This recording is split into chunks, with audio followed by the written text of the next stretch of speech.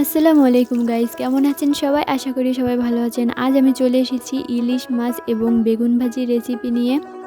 প্রথমে মাছগুলোকে লবণ হলুদ দিয়ে মাখিয়ে নিয়েছি, তারপরে কড়াইতে তেল দিয়ে দিলাম। এরপর মাছ ছেড়ে দেওয়া হচ্ছে, এক এক করে সবগুলো মাছ ছেড়ে দেওয়া হবে।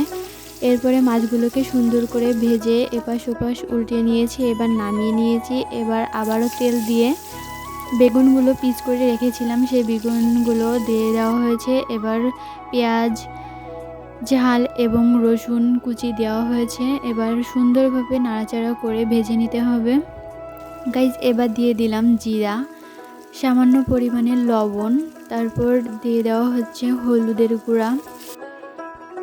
এবার বেগুনটা সুন্দরভাবে নাড়াচাড়া করে ভেজে নিতে হবে। ভাজিটা শেষ, এবার নামিয়ে নিয়েছি গাইজ। যেমনই দেখতে সুন্দর হয়েছে তেমনই কিন্তু খেতেও অনেক ভালো লেগেছিল। ভিডিওটি ভালো লেগে থাকলে আমার চ্যানেলটিতে সাবস্ক্রাইব করতে কেউ ভুলবেন না। সবাই ভালো থাকুন, সুস্থ থাকুন। আল্লাহ হাফেজ।